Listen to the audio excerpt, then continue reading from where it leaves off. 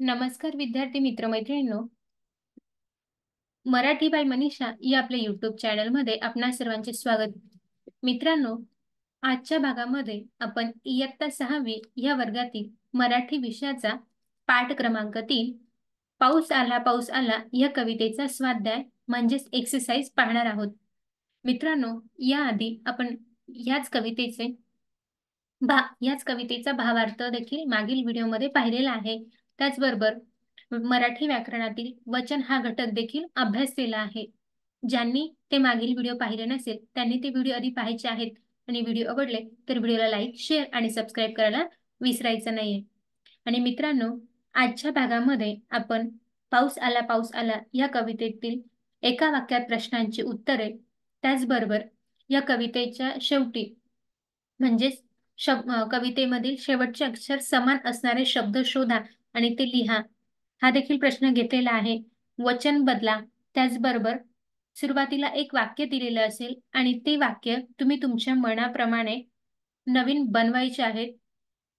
त्याचबरोबर वारा या शब्दाशी रिलेटेड काही वाक्य बनवायचे आहेत. हे सगळे प्रश्न आपण आजच्या व्हिडिओमध्ये पाहणार आहोत, म्हणून व्हिडिओ तुम्ही शेवटपर्यंत पहा.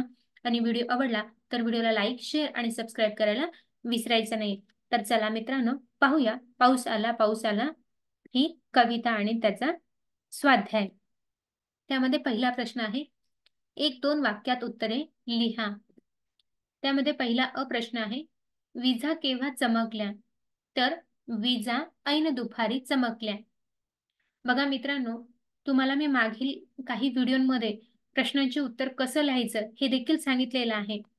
आता देखील तुम्हाला मी परत सांगते की प्रश्न जेव्हा वाचतो त्यामध्ये फक्त एक शब्द काढून त्या जागेवरती आपल्याला फक्त उत्तराचा शब्द लिहायचा आहे.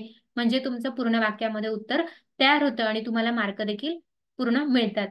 बघा इथे, विजा केव्हा चमकल्या. आता ह्या वाक्यामध्ये मुख्य शब्द कोणता आहे? केव्हा. केव्हा हा शब्द आपण काढून टाकला आणि त्याऐवजी फक्त उत्तर लिहिलं तरी आपलं वाक्य पूर्ण होतं. म्हणजेच विजा भर दुपारी चमकल्या. अशा पद्धतीने हे वाक्य पूर्ण होतं आणि तुम्ही पूर्ण वाक्यात उत्तर लिहिलं तर तुम्हाला परीक्षेमध्ये चांगले मार्क मिळतात. आता पुढचा प्रश्न पाहू. सुटलेला वारा कसा होता? तर सुटलेला वारा हा बनान होता. नेक्स्ट प्रश्न, पाऊस आल्यामुळे आजोबांनी काय केले? पाऊस आल्यामुळे आजोबांनी आपली जुनी छत्री शिवली. इथे देखील काय हा शब्द काढून टाकला आणि त्याऐवजी आपली जुनी छत्री शिवली हे शब्द काय केले आपण टाकले, म्हणजे हे पूर्ण वाक्य तयार झालं, उत्तर तयार होतं. दीर्घ प्रश्न पाहू. आलेल्या पावसामुळे बाबांनी चडफड का केली? कारण बाबांना कामावर जायला उशीर झाला होता. ते घाईघाईने कामावर जायला निघाले. त्याचवेळी अचानक पाऊस सुरू झाला. त्यामुळे बाबांना कामावर जायला उशीर झाला, म्हणून बाबांनी चडफड केली. आता इथे बाबांनी हा शब्द प्रयोग पाहिजे होता, इथे ची झालेला आहे माझ्याकडनं, क्षमा करा. पुन्हा परत पाहूया. आलेल्या पावसामुळे बाबांनी का बरं चडफड केली? कारण बाबांना कामावर जायला उशीर झाला होता. ते घाईघाईने कामावर जायला निघाले. त्याच वेळी अचानक पाऊस सुरू झाला. त्यामुळे बाबांना कामावर जायला उशीर झाला, म्हणून बाबांनी चडफड केली. या पद्धतीने आपण उत्तर पूर्ण इथे केलेलं आहे. पुढे पाहूया. पावसामुळे आईचे कोणते नुकसान झाले? तर पावसामुळे आईने वाळत घातलेले पापड भिजले. हे आईचं नुकसान झालं. त्यामध्ये आता पुढचा प्रश्न पाहूया. शब्दातील शेवटचे अक्षर सारखे येणारे शब्द कवितेतून शोधा व ते लिहा. यासाठी तुम्हाला कविता व्यवस्थित काळजीपूर्वक वाचायची आहे, म्हणजे तुम्हाला उत्तर सापडतील. उदाहरणार्थ, वारा हा शब्द दिलेला आहे आणि त्याच्या शेवटी कोणता अक्षर आहे? तर रा आहे. तसाच कवितेमध्ये गारा हा शब्द देखील आलेला आहे. बघा, इथे पण रा आहे आणि दुसऱ्या वाक्यामध्ये देखील रा आहे. आता पुढे असेच काही शब्द पाहू.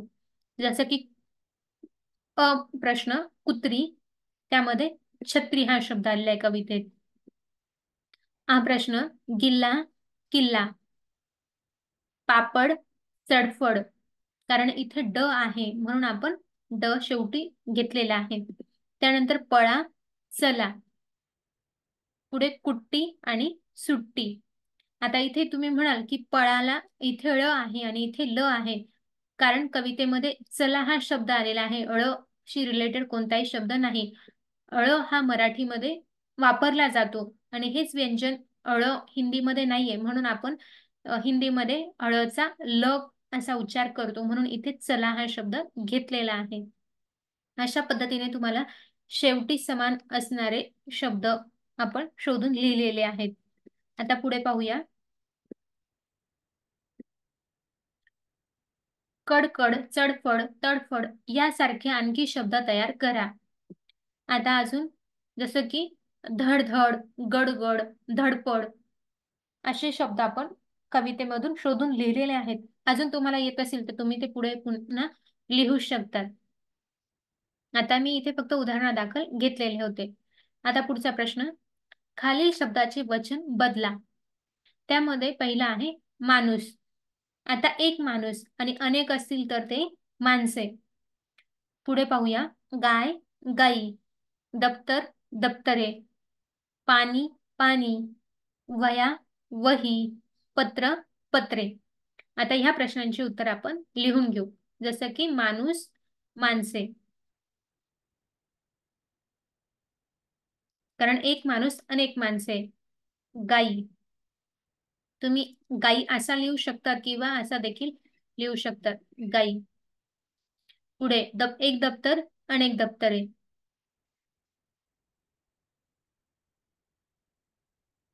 पाणी, पाणीच, याचं पाण्या होणार नाही. बघा मित्रांनो, काही नामांचे वचन बदलत नाही, ते ऍज इट इज राहतं, म्हणून आपण पाणी ह्या शब्दाचं पाणीच असंच वचन ठेवलेलं आहे, त्याच्यामध्ये पाण्या असं होत नाही. आता अनेक वया आहेत, म्हणजे हे अनेक वचन आहे. आता आपल्याला इथे एक वचन लिहायचं आहे की वही. त्यानंतर पत्र, पत्रे, ज्याला तुम्ही इंग्रजीमध्ये लेटर असं म्हणतात. या पद्धतीने आपण वचन बदला पाहिलेला आहे. अजून जर तुम्हाला सविस्तर अभ्यासायचं असेल तर तुम्ही तो मागील व्हिडिओ नक्की पहा, कारण परीक्षेमध्ये 2 मार्गाला हे प्रश्न विचारले जातात आणि अतिशय सोपा हा घटक आहे वचनाचा. आता पुढचा प्रश्न पाहूया. सुरुवातीला एक वाक्य दिले आहे, तुमच्या मनाने पुढील वाक्य लिहा. आता इथे एक प्रश्न दिलेला आहे. रिमझिम पाऊस पडत होता. आता रिमझिम पाऊस पडत होता नंतर पुढे काय झालं असेल, तुमच्या मनामध्ये कोणता प्रश्न येईल, कोणतं वाक्य येईल बरं? रिमझिम पाऊस पडत होता, मला खूप आनंद झाला, आणि आनंद झाला, पाऊस रिमझिम पडत असल्यामुळे आनंद तर झालाच, त्याबरोबर शेतामध्ये देखील पाणी साचतं पावसाचं, आणि हेच पावसाचं पाणी घरावर पण पडत असतं. आता बघा, इथे मी तुम्हाला एक वाक्य करून दाखवलेलं आहे. शेतामध्ये पाणी साचले होते, नंतर आमच्या घराच्या कौलांवरती देखील पाणी साचलं होतं, त्या कौलांवरचं पाणी मी हातावर झेलत होते, त्यामुळे मला खूप आनंद वाटत होता. अशा पद्धतीने तुमच्या मनात जे वाक्य येतील पावसाबद्दल तर ते तुम्ही इथे लिहू शकतात. असं काही नाही की सगळ्यांचं समान आलंच पाहिजे. अजून एक वाक्य पाहूया.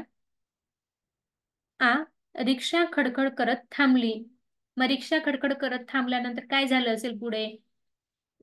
तर रिक्षेतून कोणीतरी उतरलं असेल, म्हणजेच उदाहरणार्थ त्यातून काका उतरले. मग काकांना बघताच मी काकांना मिठी मारली. त्याचबरोबर मी काकांना घरात घेऊन गेलो. घरातल्या सगळ्या व्यक्तींबरोबर मी काकांची ओळख करून दिली. अशा पद्धतीने तुम्ही वाक्य लिहू शकतात. असं काही नाही की सगळ्यांनी सारखंच वाक्य लिहिलं पाहिजे. तुम्ही तुमच्या पद्धतीने लिहू शकतात. आता पुढचा प्रश्न पाहूया. वारा या शब्दाशी संबंधित आलेले शब्द वाचा, त्यांचा वाक्यात उपयोग करा. म्हणजेच आपल्याला इथे वारा या शब्दाचे काय बनवायचे आहेत, सेंटेन्स बनवायचे आहेत. इथे एक सेंटेन्स बनवून दाखवलेला आहे. उदाहरणार्थ, बनानणारा वारा सुटला होता. बघा, इथे वारा हा शब्द प्रयोग आलेला आहे. असेच अजून वाऱ्याचे काही अवस्था दिलेल्या आहेत. तर त्यामध्ये बघा, वारा हा शब्द मुख्य आहे आणि त्याच्याशी रिलेटेड हे शब्द दिलेले आहेत. त्यामध्ये मंद वारा, गिरक्या घेणारा वारा, जोरदार वारा, थंडगार, झोंबणारा हे शब्द वाक्यात टाकून आपल्याला वाक्य काय करायचं आहे, बनवायचं आहे. त्यामध्ये पहिलं वाक्य घेऊ, मंद मंद. बघा, मंद मंद वाऱ्याच्या झुळका येत होत्या. इथे वारा ह्या शब्दाचा उल्लेख आलेला आहे. त्यानंतर पुढचा शब्द आहे गिरक्या. वारा गिरक्या घेत येत होता. पुढचा शब्द आहे जोरदार.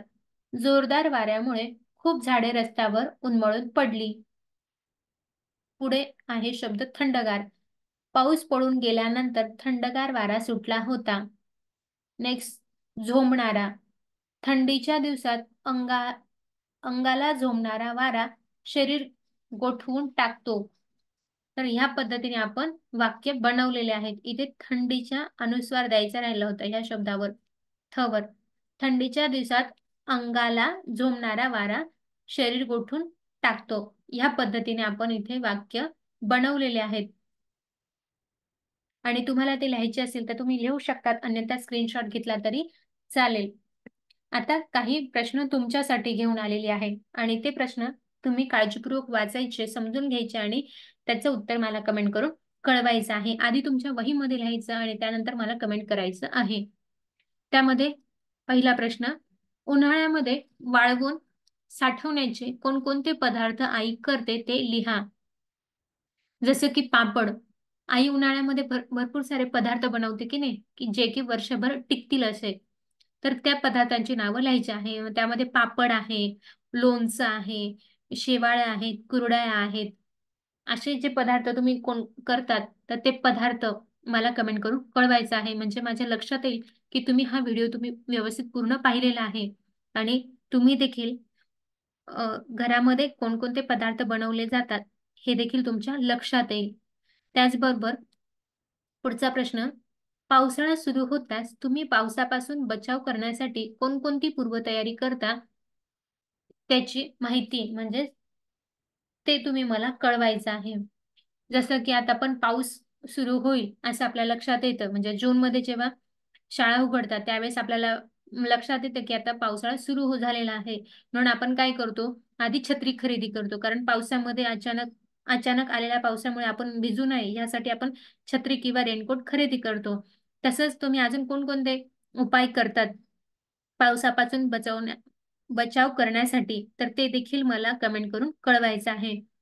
हे कमेंट मी ह्यासाठी करायला लावते की तुम्ही हा पूर्ण व्हिडिओ पाहत आहे की नाही आणि मी जे व्हिडिओ बनवते तर ते तुम्हाला व्यवस्थित समजत आहेत की नाही हे मला कमेंटच्या द्वारे कळणार आहे. म्हणून मी हे प्रश्न तुमच्यासाठी घेऊन येते.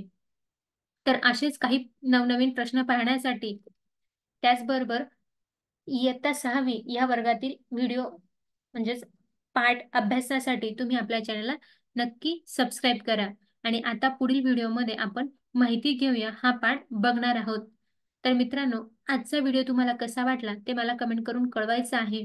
आणि आजचा व्हिडिओ तुम्हाला आवडला असेल तर व्हिडिओला नक्की लाईक करा. तुमच्या जास्तीत जास्त मित्रांपर्यंत तो व्हिडिओ शेअर करा.